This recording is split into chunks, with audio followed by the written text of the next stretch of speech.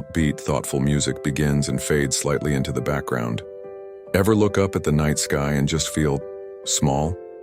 Gazing at billions of stars and billions of galaxies, it's easy to wonder where we fit in. And for a lot of people, that wonder leads to an even bigger question.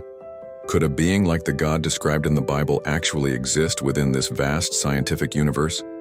It's a huge question, so let's unpack it. First, let's get one common misconception out of the way. People often imagine searching for God like searching for a new planet or a hidden species.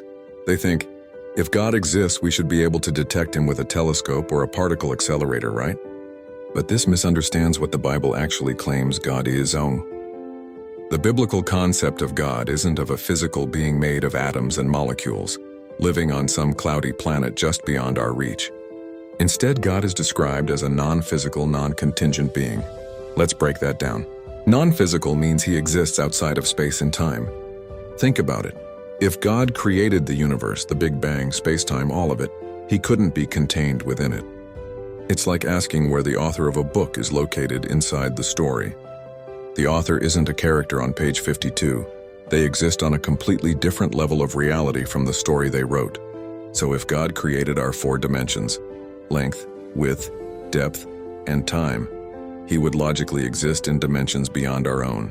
We as 3-dimensional beings can't even truly visualize a 4th spatial dimension, let alone a 5th or a 10th. A being existing in, say, 11 dimensions would be able to interact with our reality in ways that would seem miraculous or impossible to us, but would be perfectly natural for them. They could appear, disappear, know the past and future, and operate outside our known laws of physics because those laws would just be a subset of a much larger, more complex reality. This leads to the second idea, non-contingent. That's a fancy way of saying God doesn't depend on anything else for his existence. You and I are contingent. We depend on our parents, on oxygen, on food. The universe itself might be contingent. Many scientists and philosophers argue that it needed something to kick it off. The biblical claim is that God is the ultimate uncaused cause, the one thing in all of existence that simply is without needing a creator of its own. He is the foundational reality upon which everything else is built. So how could this God exist in our universe? The answer is, he wouldn't be in the universe in the same way you and I are. He would be the fundamental ground of its being. He would be upholding the very laws of physics that make existence possible, moment by moment.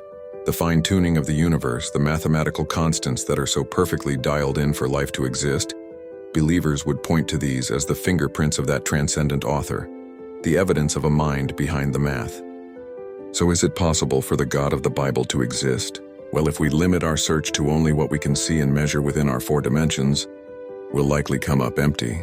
But if we consider the possibility of a reality that transcends our own, a non-physical, timeless, and foundational consciousness, then the idea isn't just possible. It becomes a fascinating framework for understanding everything from the Big Bang to our own existence. It's a question that science alone can't answer, pushing us into the realms of philosophy and faith. Music swells and fades out,